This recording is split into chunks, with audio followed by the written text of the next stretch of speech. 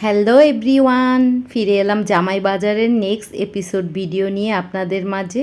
ভিডিওটা না টেনে অবশ্যই পুরোটা দেখবেন, তাহলেই বুঝতে পারবেন যে ভিডিওটা কত সুন্দর হয়েছে।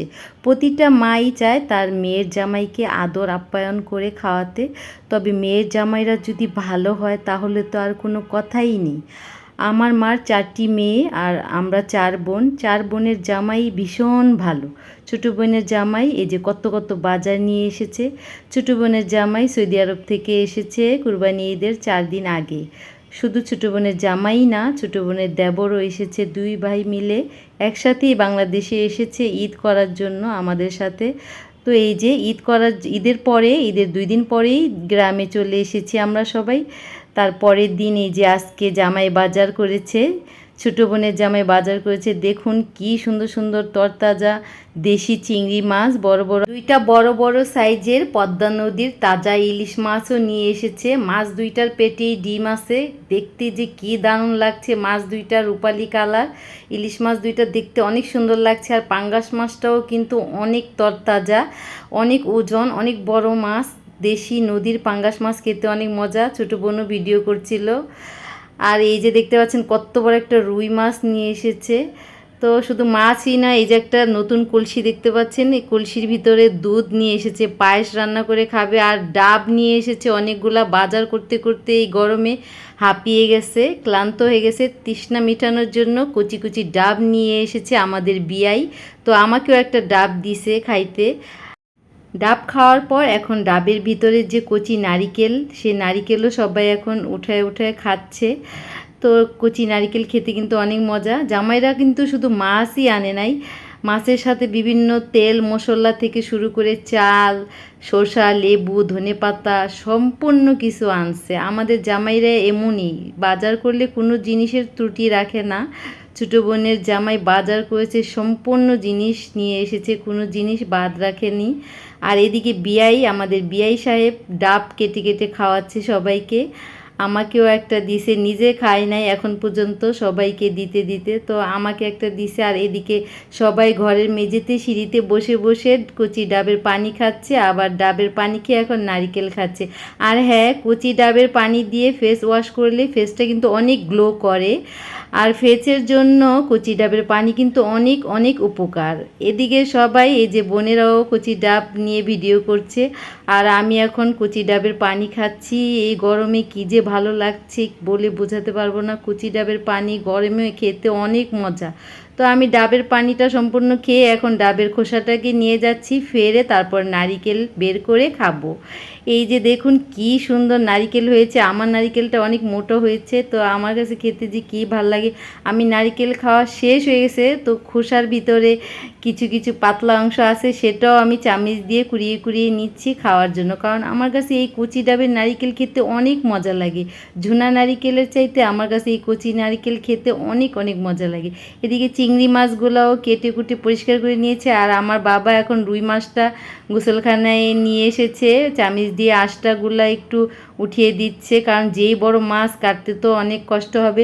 মাছগুলা কেটে আনে নাই কারণ দেখতে অনেক সুন্দর লাগবে। আর এদিকে চিংড়ি মাছের ঠ্যাংগুলো আমি একটু মশলায় তেল দিয়ে ভেজে নিচ্ছি মচমচা করে। আর সব মাছগুলো এখন আমি ভেজে নিব।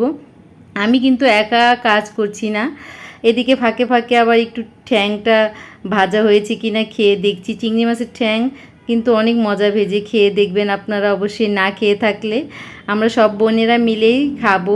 মাছগুলা ভালোভাবে কেটে কুটে পরিষ্কার করে দিয়েছে আমার সেজো বোন। এখন মশলা মাখিয়ে দিচ্ছে রুই মাছে প্রথমে, আর চিংড়ি মাছগুলো এখন ভালোভাবে কেটে কুটে পরিষ্কার করে নিচ্ছে। রুই মাছ ভাজা হবে আর চিংড়ি মাছ ভাজা হবে, আর ইলিশ মাছ সর্ষে দিয়ে রান্না করা হবে, আর পাঙ্গাস মাছ ভুনা হবে, ভেজে দু পেঁয়াজও করা হবে। তো আজকে 4 আইটেমের মাছই রান্না করা হবে। জামাইরা বলেছে মাছ ফ্রিজে রাখলে খেতে মজা লাগে না, আজকেই সব মাছ রান্না করে ফেলতে। তো আজকেই সব মাছ রান্না করে ফেলবো, তাহলে খেতে মজা লাগে। তরতাজা মাছের স্বাদই আলাদা। তো সেজন্য সব মাছগুলাতে হলুদ মশলা, আদা বাটা, মাছের মশলা দিয়ে ভালোভাবে মাখিয়ে ঝুঁকিয়ে দিচ্ছে। আমি এখন কড়াইতে তেল গরম করে তারপর প্রথমে আমি রুই মাছটা ভেজে নিব। তো এখন তেল গরম হয়ে গেছে, আমি রুই মাছ ভেজে নিচ্ছি। এরপর আস্তে আস্তে আমি সব মাছগুলো ভেজে নিব। তো আমি শুধু একাই কাজ করছি না গাইস, আমার সাথে আমার সব বোনেরা, আমার 4 বোনেরাই কাজ করছে। ওটা আমার বড় বোন বসে আছে। তো আমার সেজু বোন সব কিছু কেটে কুটে ধুয়ে পরিষ্কার করে দিছে। আমি তো লার্কি চুলায় রান্না করতে অনেক ভালোবাসি, তো আমাকেই দিছে লার্কি চুলায় রান্না করতে। আমি এখন মাছগুলা ভেজে নিচ্ছি।